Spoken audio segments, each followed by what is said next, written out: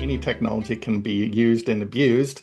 And so we've seen a number of things with our customers in terms of what has worked for them and what hasn't, errors they've made in configuration, false assumptions they've made about how it should be used, etc. So I'm mostly here just to MC and direct the conversation to Joe here.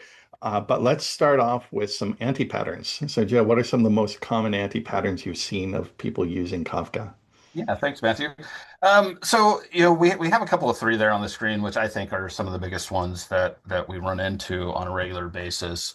And it really stems from, you're kind of testing the waters out with Kafka, and you're just wanting to see, well, what would this look like for a given microservice or a given use case? And what people find out is it works really well. So they just kind of move forward without a end goal inside of what their environment's going to look like. And a lot of times that can lead to using Kafka as a data store. So disabling data retention. So normally Kafka, you have, I believe it's a 7-day data retention by default. So any messages that get put onto the write ahead log, they're going to persist, for anybody to read at any point in time for the next 7 days.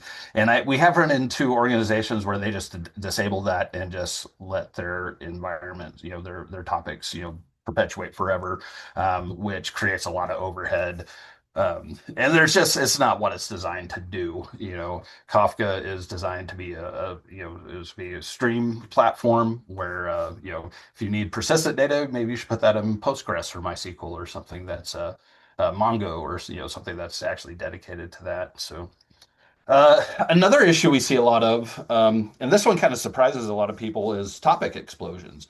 So one of the things, again, when you're starting your Kafka journey, you'll have a microservice that you want to use, like a user event, like user creation or user delete, and we have all these microservices, and we start to see organizations that will set, a single topic per microservice, or a single topic for a given use case.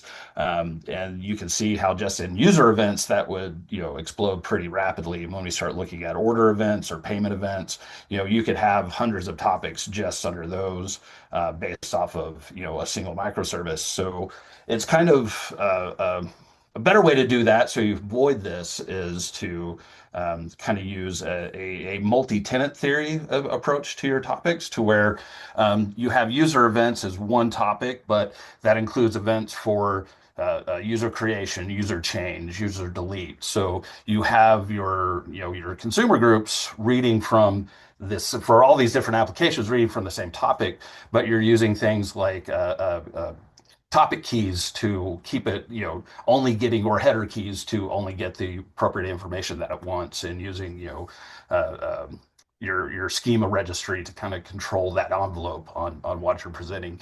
So that way, instead of, having 100 topics with, three partitions and two replicas or three replicas, you can see how that already explodes to, that almost 1,000 topics, right, or 1,000 partitions right there. So if we kind of consolidate based on business domain rather than use case, we can kind of avoid that. And that actually leads right into partition misconfigurations, which we see a lot with, over partitioning to scale later is one thing that I've ran into. A matter of fact, just last week doing training at a bank in Europe, that was one of the questions. It's like, okay, well, if we're, why don't we just add more add more partitions than consumers, so we can scale, later without having to incur rebalancing costs, later down the road. And that's just, you can end up with a lot of partitions that are just sitting there doing anything, which creates additional operational overhead. And, at some point there is, rebalancing event happens.